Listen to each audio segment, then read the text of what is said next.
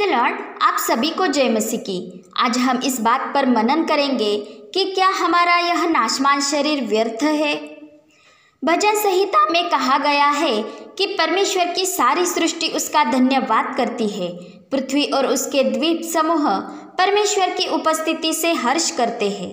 सारे पहाड़ पर्वत, सारे जलाशय, सारे वृक्ष, सभी पक्षी, सभी जलचर, भूचर यहोवा की स्तुति करते हैं।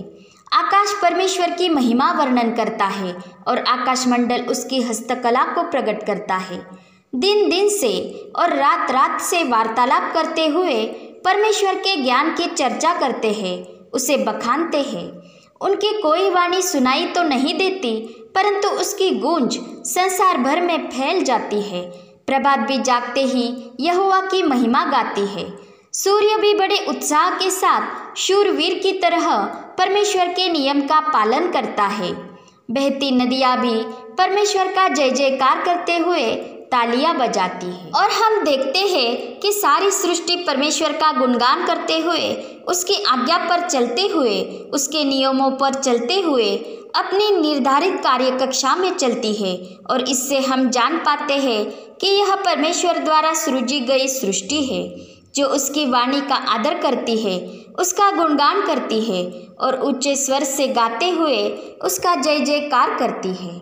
जब परमेश्वर स्वर्ग से अपना निर्णय सुनाता है तो पृथ्वी कांप उठती है और मौन हो जाती है। पृथ्वी के गहरे स्थान, पहाड़ों की चोटियाँ परमेश्वर के हाथ में है। मेघ और पवन उसके दूत और धधकती अग्नि और ज्वाला उसके सेवक बन जाते हैं। आकाश, पृथ्वी, समंदर और उनके गहरे स्थानों में परमेश्वर की इच्छा पूरी होती है। हिम, कोहरे, ओले, वर्षा, बिजली और आंधियाँ भी प्रभु की आज्ञा को पूरा करते हैं। अर्थात सारी सृष्टि मिलकर परमेश्वर की आज्ञा को मानते हुए उसकी महिमा करती है। जबकि हम जानते हैं कि यह सृष्टि नश्वर है, नाश होने वाली है। मत्ती 24 के अनुसार युग के अंत में प्रभु यीशु के पुनरागमन का चिन्ह आकाश में प्रकट होगा। उस समय के महासंकट के काल में सूर्य अंधियारा हो जाएगा और चांद का प्रकाश जाता रहेगा। तारे आकाश से गिर पड़ेंगे और आकाश की शक्तियाँ विचलित हो जाएंगी। और तब पृथ्वी के समस्त राष्ट्र बड़े सामर्थ और ऐश्वर्य के साथ बादलों पर सवार हुए प्रभु यीशु को आते देखेंगे। 2 पत्रस 3:10 के अनुसार जब प्रभु का यह दिन आएगा तो उस दिन आकाश गरजता हुआ विलीन हो जाएगा। सृष्टि के तत्व अतितप्त होकर पिघल जाएंगे और पृथ्वी और उस पर के काम भस्म हो जाएंगे। इस तरह पहला आकाश और पहली पृथ्वी लुप्त हो जाएंगे, समंदर भी न रहेगा और नया आकाश और नई पृथ्वी परमेश्वर की ओर से स्वर्ग पर से उतरेगी, जिसमें धार्मिकता ही वास करती है। इसीलिए उस समय केवल उन्हीं का उद्धार होगा जो प्रभु यीशु मसीह पर किए गए विश्वास में बने रहकर अंत तक धीरज धरे रहेंगे। इसलिए आज ही हमारे लिए समय अनुकूल है। यदि आज हम प्रभु यीशु की वाणी सुनते हैं तो आज ही हमारे लिए उद्धार का दिन है। और हम उस महासंकट के काल के पूर्व ही, जब हमारे उद्धारकर्ता प्रभु यीशु का गुप्त आगमन होगा, तो हम जो मसीह में सोए हुए हो या फिर मसीह पर विश्वास करते हुए जीवित बचे रहे हो, हम बादलों पर उठा लिए जाएंगे और आकाश में प्रभु से मिलेंगे। इसलिए कि सदा सर्वदा उसके साथ रहे। उसके पश्चात पवित्र आत्मा भी, जो आज हमारा सहायक है, वो उस महासंकट के काल में इस जगत में न रहेगा, वो पिता के पास लौट जाएगा। इसलिए आज हम उसकी प्रेरणा से चलते हैं तो हम परमेश्वर की संतान ठहरते हैं और परमेश्वर के राज्य के वारिस बन जाते हैं। और उसकी अगुवाई में चलते हुए मसीह के लिए पवित्र, निर्दोष और निष्कलंक कलीसिया बन के तैयार रहते हैं, तो ही हम उठा लिए जाएंगे और मसीह के राज्य में प्रवेश करेंगे।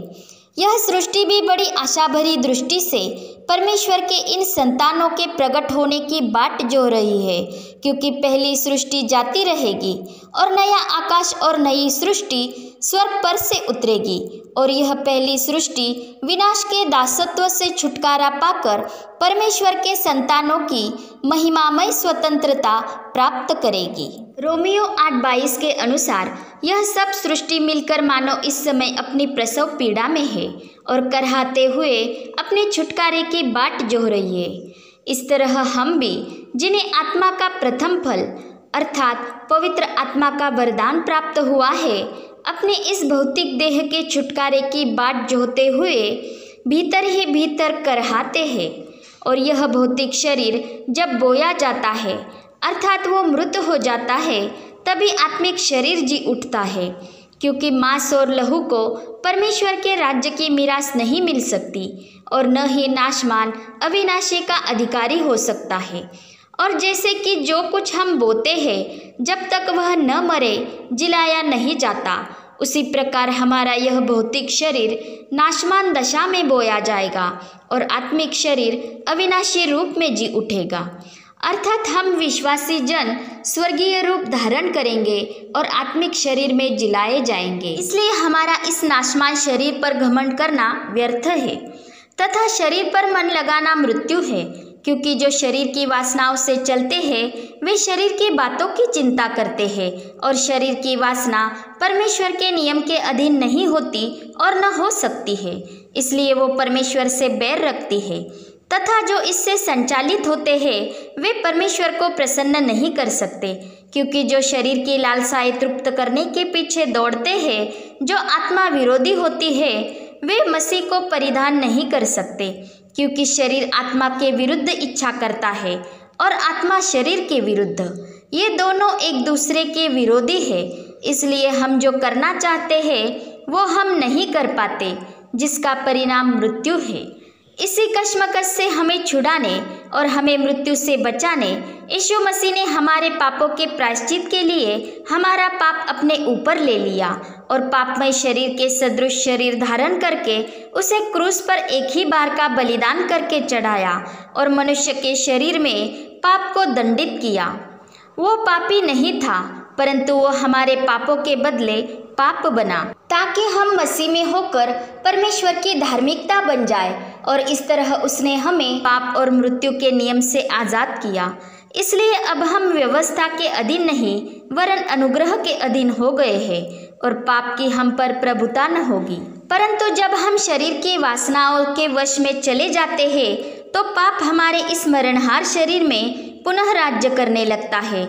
इसलिए हमें मसीह का आत्मा होना और हमारा उस पवित्र आत्मा की प्रेरणा से चलना अवश्य है, क्योंकि जिससे मसीह का आत्मा नहीं वो मसीह का नहीं, परंतु जो उसकी प्रेरणा से चलते हैं वे परमेश्वर की संतान ठहरेंगे, जिन पर दंड की कोई आज्ञा नहीं, क्योंकि वे शरीर की लालसाओं के द्वारा नहीं बल्कि आत्मा के द्वारा चलाए चलते हैं। तथा जब हम में परमेश्वर का पवित्र आत्मा वास करता है तो हम देह के अधीन नहीं वरन आत्मा के अधीन है।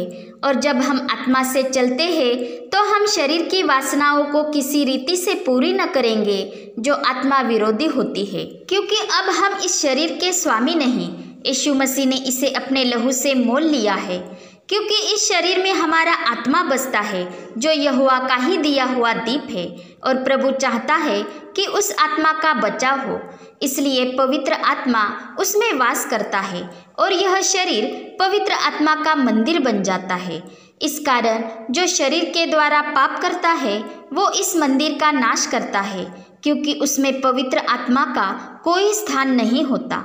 इसीलिए वचन कहता है जो इस मंदिर का नाश करेगा प्रभु उसका नाश करेगा, क्योंकि उसका आत्मा अशुद्ध हो जाता है।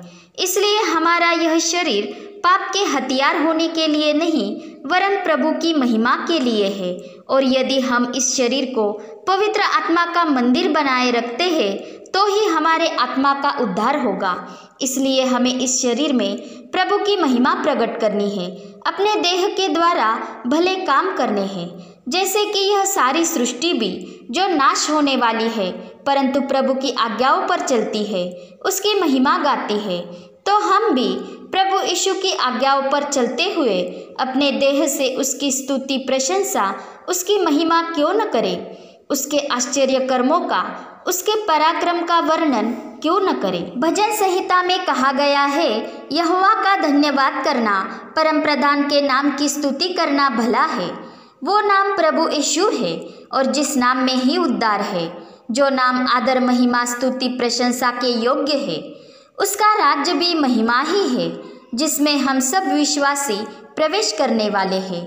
इसलिए इस जिंदगी में हम परमेश्वर की खराई के रास्ते पर चलते हुए, उसकी आज्ञाओं को मानते हुए, आत्मा और सच्चाई से प्रभु की आराधना करते हैं, तो हम उसके प्रेम में बने रहते हैं। हमें पवित्र आत्मा का फल दिखाई देने लगता है और हम औरों से भी प्रेम से चल पाते हैं। प्रभु का आनंद हमें बना रहता है और हमारा आनंद पूरा हो जाता है और उस आनंद को हम बांटते चले जाते हैं, अर्थात उद्धार का सुसमाचार सुनाते जाते हैं। तो हम प्रभु की योजना में बने रहेंगे और प्रभु यीशु पर किए गए विश्वास में अंत तक दृढ़ता से बने रहेंगे, जिस उद्धारक की हम बाट जोहते हैं। पिता परमेश्वर का प्रेम, प्रभु यीशु मसीह का अनुग्रह और पवित्र आत्मा की सहभागिता हम सभी पर बनी रहे। आमीन।